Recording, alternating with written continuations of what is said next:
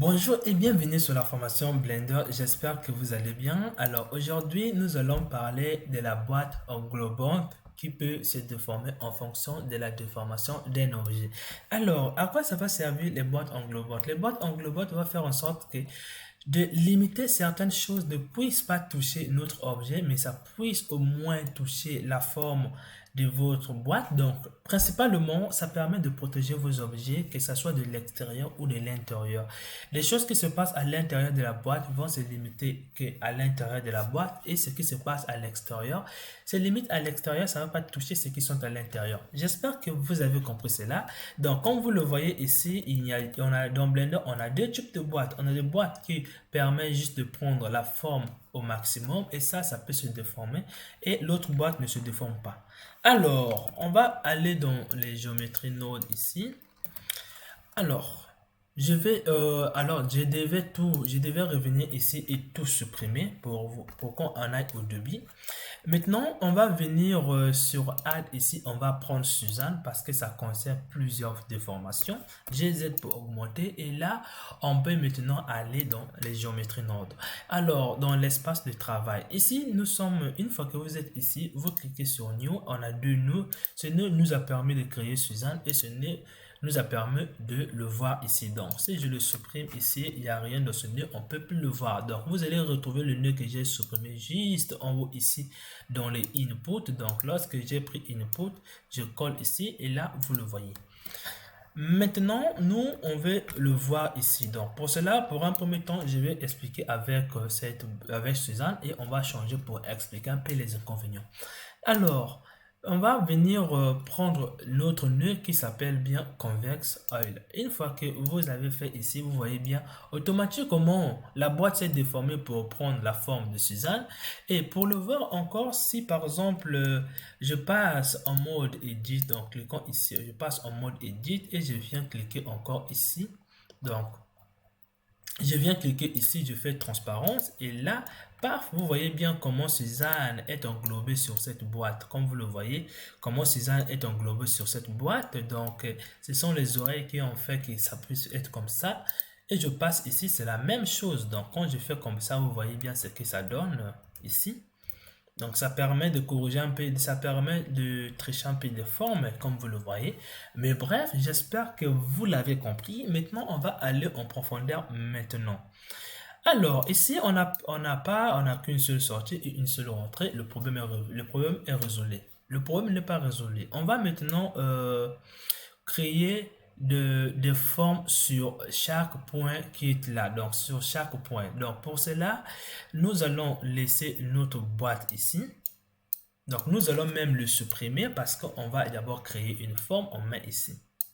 Alors, vous allez venir indiquer dans Blender que vous voulez créer une forme. Donc vous allez d'abord mettre le nœud qui permet de créer une forme qui est bien là.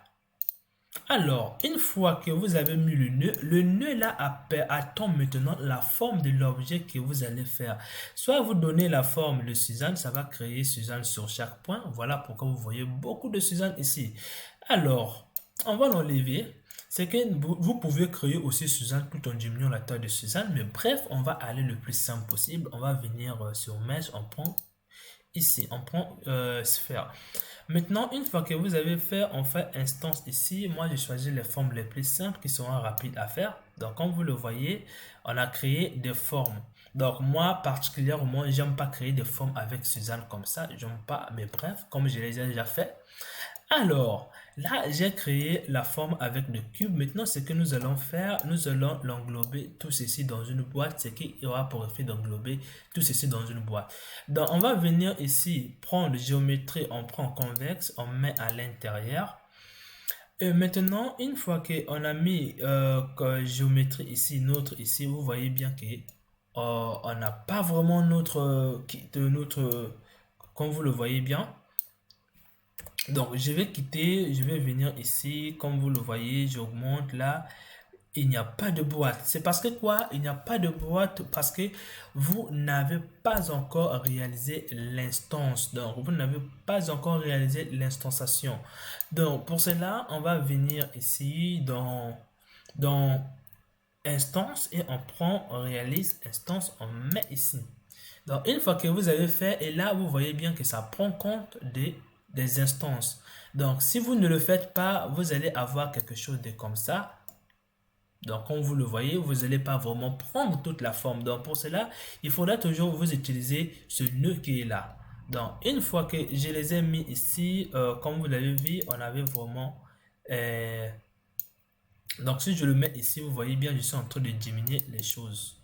Donc, alors, j'espère que vous avez compris cela. Alors, je n'ai pas encore fini de vous expliquer cela. C'est que, imaginons que vous voulez faire apparaître vos choses sur la boîte en question. Donc, pour cela, vous avez déjà vos instances. Donc, ce n'est plus des instances, c'est maintenant des objets qui sont maintenant des sphères. Donc, vous allez venir dans géométrie, vous allez prendre joindre, donc combiner des formes.